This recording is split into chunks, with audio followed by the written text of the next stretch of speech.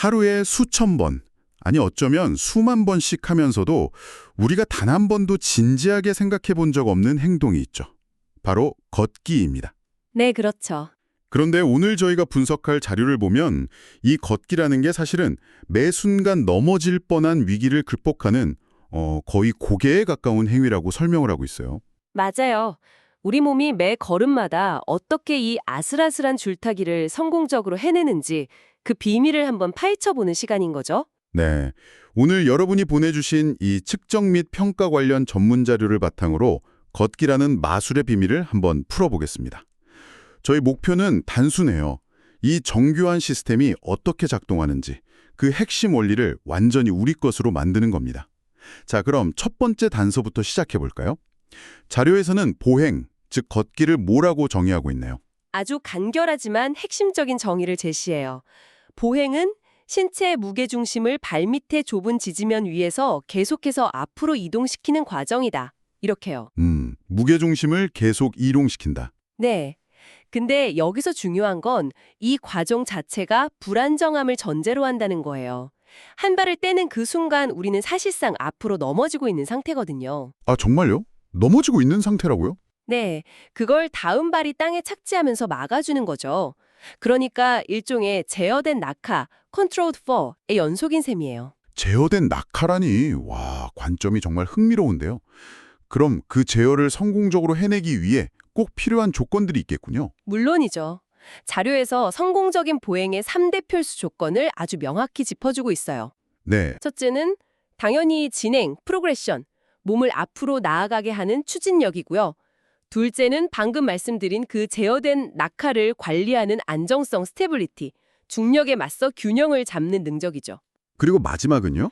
마지막으로 발이 땅에 닿을 때의 충격을 흡수하고 에너지를 아끼는 충격 흡수 및 에너지 보존 능력입니다. 추진력, 안정성, 그리고 효율성, 이 세 가지군요. 근데 이 세 가지가 제대로 작동하려면 단순히 다리 근육만 튼튼해서는 안 될 것 같은데요. 바로 그 지점이 보행의 복잡성을 보여주는 부분이에요. 자료를 보면 우리 몸의 거의 모든 시스템이 총동원된다고 설명해요.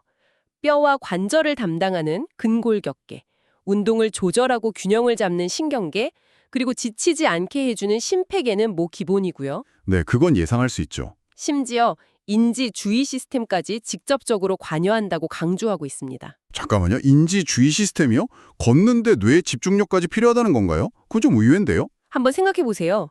걸으면서 친구랑 좀 중요한 통화를 하거나 아니면 복잡한 생각을 할 때 나도 모르게 걸음이 느려지거나 약간 비틀거렸던 경험 다들 있으시죠? 아, 네네, 있죠. 이게 바로 이중과제, 그러니까 듀얼 태스크 상황인데요. 뇌가 두 가지 일에 자원을 나눠 써야 하니까 보행의 질이 떨어지는 거예요. 걷기가 얼마나 많은 정신적 자원을 사용하는지에 대한 아주 명백한 증거죠. 와, 그렇네요. 걷는 게 그냥 몸만 쓰는 게 아니었군요. 자, 그럼 그 복잡한 과정의 기본 단위, 한 걸음 쑥으로 더 깊이 들어가 보죠. 자료에 보행주기라는 개념이 나오는데 이건 뭔가요? 한쪽 발 뒤꿈치가 땅에 닿는 순간부터 그 발이 다시 땅에 닿을 때까지의 전체 과정을 하나의 주기로 보는 거예요. 아, 뒤꿈치부터 뒤꿈치, 네. 맞습니다. 이 주기는 크게 두 부분으로 나뉘는데 발이 땅을 딛고 체중을 지지하는 디딤기, 스탠스 페이지가 전체의 약 60%를 차지하고요. 60%요? 그럼 나머지 30%는 발이 공중에 떠 있는 시간이겠네요. 맞아요. 그게 바로 흔듦기, 스윙 페이지입니다. 근데 여기서 재미있는 사실 하나는요. 우리가 걷는 동안 아주 짧은 순간이지만 두 발이 동시에 땅에 닿아 있는 시간이 있다는 거예요. 아, 다음 발이 땅에 닿고 원래 딛고 있던 발이 떨어지기 직전의 그 찰나의 순간 말이군요. 정확합니다. 이걸 양발 지지기라고 하는데요. 이 시간이 아주 중요한 단서가 됩니다. 어떤 단서요? 자료에 따르면 걷는 속도가 느려지거나 나이가 들거나 혹은 빙판길처럼 불안정한 곳을 걸을 때 이 양발 지지기 시간이 본능적으로 길어져요. 아, 더 안정적으로 걸으려고. 그렇죠. 최대한 안정성을 확보하려는 우리 몸의 생존 전략인 셈이죠. 이 시간만 측정해 봐도 그 사람의 보행 안정성을 어느 정도 예측할 수 있습니다. 그렇군요. 디딤기가 60%나 된다는 건 그 시간 동안 우리는 한 발로 체중을 버티고 있다는 건데 그 디딤기 동안 발과 다리에서는 정확히 무슨 일이 일어나는 건가요? 자료에 보니까 초기 접촉기, 하중 반응기, 용어가 8개나 나와서 좀 복잡하던데요. 네, 그 8단계를 다 외울 필요는 전혀 없어요. 그 대신 이 디딤기라는 과정을 세 가지 중요한 사건으로 나눠서 이해하면 훨씬 쉽습니다. 세 가지 사건이요? 네, 첫 번째 사건은 안전한 착륙 단계입니다. 안전한 착륙? 발뒤꿈치가 땅에 닿고 체중이 실리는 순간 우리 몸무게의 1.5배에 달하는 충격이 발생해요. 1.5배요? 엄청나네요. 네, 이때 무릎이 살짝 약 15도에서 20도 정도 구부러지면서 이 충격을 흡수해줘요. 마치 자동차의 서스펜션처럼요. 이 기능이 없다면 모든 걸음이 뼈와 관절에 엄청난 부담을 주겠죠. 알겠습니다. 그럼 착륙 다음은 뭔가요? 두 번째 사건은 아슬아슬한 균형 잡기 단계입니다. 몸 전체가 디디고 있는 한쪽 발 위를 지나가는 순간이죠. 이때 우리 몸은 가장 불안정한 상태에 놓여요. 이 짧은 순간에 균형을 잃지 않도록 엉덩이랑 코어 근육들이 눈에 보이지 않게 엄청나게 애쓰고 있어요. 그리고 마지막 세 번째 사건은 뭘까요? 바로 강력한 도약입니다. 몸이 앞으로 지나가고 나면 발 뒤꿈치가 들리고 마지막엔 발가락, 특히 엄지발가락으로 땅을 힘껏 밀어내면서 다음 걸음을 위한 추진력을 만들어내요. 아하, 착륙, 균형, 도약. 이 세 가지 액션이 0.6초라는 그 짧은 시간 안에 무르르 일어나는 거죠. 착륙, 균형, 도약, 와 이렇게 정리하니까 머리에 쏙 들어오네요. 그럼 이 모든 정교한 움직임을 만들어내는 진짜 주역, 바로 근육의 역할로 넘어가 보죠.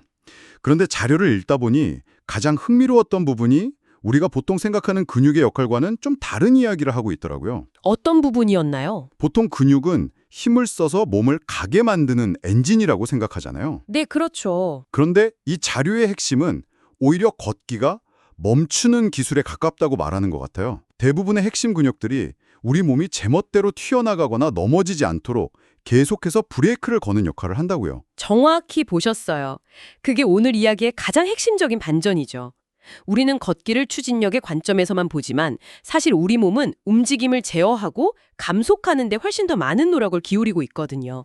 제어와 감속. 이걸 가능하게 하는 게 바로 자료에서 계속 언급되는 편심성 수축, eccentric contraction이라는 개념이에요. 편심성 수축.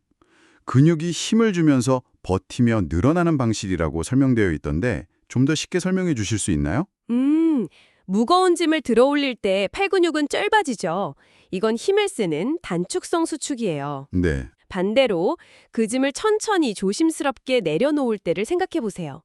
팔 근육은 계속 힘을 주고 있지만 실제로는 점점 길어지고 있죠.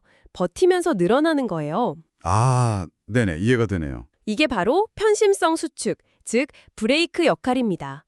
걷기에서는 이 브레이크가 엔진만큼이나, 아니 어쩌면 더 중요하다고 할 수 있어요. 와, 엔진이 아니라 브레이크라니? 그럼 실제 걷기에서 어떤 근육들이 그런 브레이크 역할을 하는지 구체적인 예를 들어 주시죠. 가장 대표적인 예가 정강이 앞쪽에 있는 앞정간근이에요. 발뒤꿈치가 땅에 닿은 직후에 이 근육이 브레이크를 걸어주지 않으면 발바닥이 바닥에 철썩하고 세게 부딪히게 돼요. 아, 발소리가 크게 나는 거요? 맞습니다. 이걸 풋슬랍이라고 하는데 임상에서는 복도에서 들려오는 발소리만 듣고도 저분은 앞정강근이 약하시구나 하고 짐작할 수 있을 정도예요. 소리만 듣고요? 정말 신기하네요. 그럼 허벅지 근육은 어떤가요? 거기는 엔진 역할이 강할 것 같은데요? 허벅지 앞쪽에 넙다리 네갈래근도 마찬가지로 아주 중요한 브레이크 역할을 해요. 아까 말한 안전한 착륙 단계에서 체중이 실릴 때 무릎이 갑자기 푹 꺾여버리지 않도록 속도를 조절하면서 충격을 흡수하거든요. 이것도 대표적인 편심성 수축이죠. 아, 그 근육이 약하면 충격이 그대로 무릎 관절로 가겠군요. 그런데요? 핵심 중에 핵심이죠.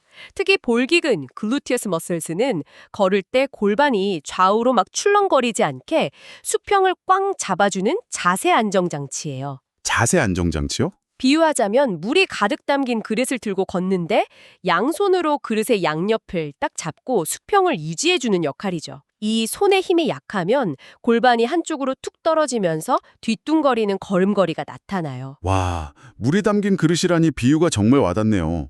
그럼 진짜 엔진 역할만 하는 근육도 있나요? 추진력을 만드는 근육 말이에요. 물론이죠. 강력한 도약 단계에서 땅을 박차고 나가는 주된 엔진은 종아리에 있는 장단지근입니다. 그리고 마지막으로 반전이 하나 더 남아 있는데요. 또요? 허벅지 뒤쪽의 뒤넙다리근이 브레이크 역할을 합니다. 햄스트링이요? 보통 달릴 때 폭발적으로 힘을 쓰는 근육 아니었나요? 맞아요. 하지만 걷기에서는 다른 역할을 하죠. 발이 공중에서 앞으로 휙 나갔다가 착지하기 직전을 생각해 보세요. 네. 그 속도 그대로 땅을 디디면 엄청나게 쿵쾅거리겠죠?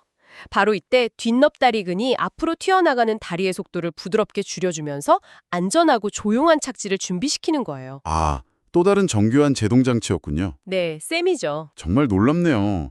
오늘 분석을 통해 걷기에 대한 생각이 완전히 바뀐 것 같아요. 정리를 좀 해보면 첫째, 걷기는 그냥 다리를 움직이는 게 아니라 제어된 낙하를 반복하는 고도의 균형 잡기 기술이라는 것. 그렇죠. 그리고 그 기술은 추진, 안정, 효율이라는 세 가지 목표를 달성하기 위한 전신 운동이고요. 둘째, 우리가 무심코 내리는 한 걸음은 사실 착륙 균형 도약이라는 세 개의 명확한 사건으로 구성된 아주 정교한 시나리오라는 점. 네, 맞습니다. 그리고 마지막으로 이게 가장 충격적이었는데 우리 근육은 앞으로 나아가는 엔진인 동시에 움직임을 제어하고 충격을 흡수하는 브레이크와 서스펜션의 역할을 한다는 것. 특히 편심성 수축이라는 브레이크 기술이 핵심이었고요. 네, 맞습니다. 이렇게 정상적인 걷기의 원리를 이해하는 게 왜 중요하냐면요.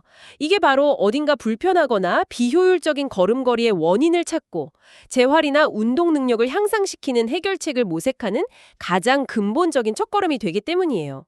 모든 해답은 이 기본 원리 안에 숨어 있죠. 오늘 분석을 마무리하면서 청취자분께 생각해 볼 만한 질문 하나를 남기고 싶습니다. 자료에서는 걷기에 인지 주의 시스템이 관여한다고, 즉 뇌의 집중력이 필요하다고 언급했는데요. 한번 스스로에게 질문해 보세요. 걸으면서 스마트폰을 볼 때 당신의 뇌와 몸은 이 복잡한 착륙 균형 도약의 시나리오를 유지하기 위해 보이지 않는 곳에서 과연 어떤 것들을 희생시키고 있을까요? 그리고 그 순간 당신의 보행 품질은 어떻게 변하고 있을까요?